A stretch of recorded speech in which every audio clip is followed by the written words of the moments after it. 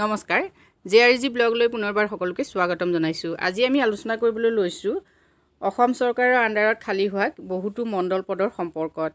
কেইবাটাও ডিস্ট্ৰিক্টত ইতিমধ্যে মণ্ডল পদৰ বাবে ৰিক্ৰুটমেণ্ট ঘোষণা কৰা হৈছে। তাৰে প্ৰথমটো ডিস্ট্ৰিক্ট হ'ল গোলাঘাট ডিস্ট্ৰিক্ট। গোলাঘাট ডিস্ট্ৰিক্টত 31টা মণ্ডলৰ পদ খালী হৈছে। এই পদসমূহৰ বাবে কোনে কোনে আবেদন কৰিব পাৰিব আৰু কি কি যোগ্যতা লাগিব, আবেদনৰ লাষ্ট ডেট কেতিয়া আৰু স্টাৰ্টিং ডেট কেতিয়া সেই সম্পৰ্কে আজি ভিডিঅ'টোত আমি আলোচনা কৰিম। এইবিলাক হ'ল গ্ৰেড 3 পোষ্ট। এই পোষ্টসমূহৰ বাবে আবেদনৰ লাষ্ট ডেট হ'ল 16/1/2023। Name of post Mandal grade 3 post আৰু নাম্বাৰ অফ পোষ্ট হ'ল 31। কেটেগৰী ৱাইজ ভেকেঞ্চি আপোনালোকে চাই লওক। কেটেগৰী ৱাইজ ভেকেঞ্চি চাওক। Unreserved 22, OBC MOBC 0, SC 1, STP 9 আৰু STHৰ 00, EWSৰ 7 আৰু PWDৰ 1, অৰ্থাৎ টোটেল পোষ্ট হ'ল 31। এতিয়া পে স্কেলটো আপোনালোকে চাওক। 14,000 টকাৰ পৰা 60,500 টকালৈকে পে স্কেল।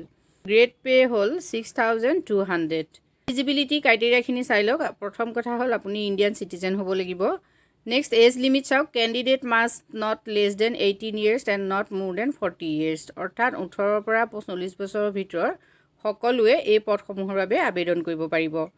এজ ৰিলেক্সেশ্যন নিশ্চয় থাকিব। যিসকল SC আৰু ST, সেই SC ST কেণ্ডিডেটৰ বাবে 45 yearsৰ ভিতৰত তেওঁলোকে এপ্লাই কৰিব পাৰিব আৰু OBC MOBC কেণ্ডিডেটৰ বাবে 43 years থাকিব। PWD কেণ্ডিডেটৰ বাবে থাকিব 50 years।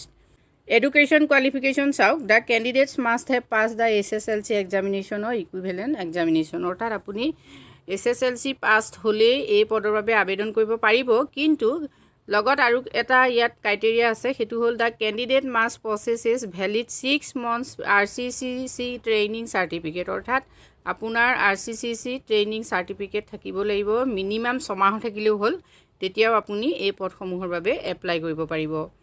আৰু কম্পিউটাৰ চাৰ্টিফিকেটো আপোনাৰ লাগিব। 6 মহীয়া কম্পিউটাৰ চাৰ্টিফিকেট হ'লেও হ'ব। যদি আপোনাৰ এইখিনি ইলিজিবিলিটি আছে তেতিয়াহ'লে আপুনি এই পদসমূহৰ বাবে আবেদন কৰিব পাৰে। আবেদন যিহেতু অনলাইন হ'ব, গতিকে আপোনালোকে DC গোলাঘাট ৰিক্ৰুটমেণ্ট বা DC অফিচৰ ৱেবছাইটত গৈ এপ্লাই কৰিব পাৰিব। এই পদসমূহৰ বাবে ষ্টাৰ্টিং ডেট হ'ব, অনলাইন এপ্লিকেশ্যনৰ ষ্টাৰ্টিং ডেট হ'ল 22 ডিচেম্বৰ 2022, অৰ্থাৎ 22 ডিচেম্বৰৰ পৰা অনলাইন এপ্লিকেশ্যন আপোনালোকে কৰিব পাৰিব আৰু লাষ্ট ডেট হ'ল 16 জানুৱাৰী 2023। নেক্সট আহিলে DC শিৱসাগৰ ৰিক্ৰুটমেণ্ট 2023। এতিয়া শিৱসাগৰ ডিষ্ট্ৰিক্টতো 6টা মণ্ডলৰ পদ খালী হৈছে। এই পদসমূহৰ বাবেও আপোনালোকে আবেদন কৰিব পাৰিব। পদসমূহৰ কেটেগৰী ৱাইজ আপোনালোকে চাওক। কেটেগৰী ৱাইজ আনৰিজাৰ্ভৰ 2টা, OBC MOBC 2টা, STP 1টা আৰু EWSৰ 1টা। ইয়াত 14,000 টকাৰ পৰা 60,500 টকা দৰমহা একেই হয়। এজ লিমিটো একেই, 18 বছৰৰ পৰা 40 বছৰৰ ভিতৰত আপোনালোকে এপ্লাই কৰিব পাৰিব।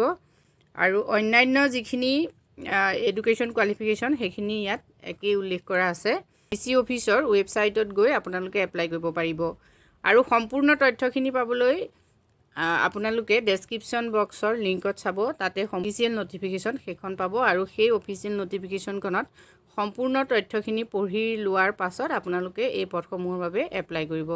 আজি ভিডিঅ'টোত আমি এইখিনি তথ্য আপোনালোকলৈ আগবঢ়াইছোঁ। যদি উপকৃত হৈছে কমেণ্ট কৰি জনাব। ধন্যবাদ।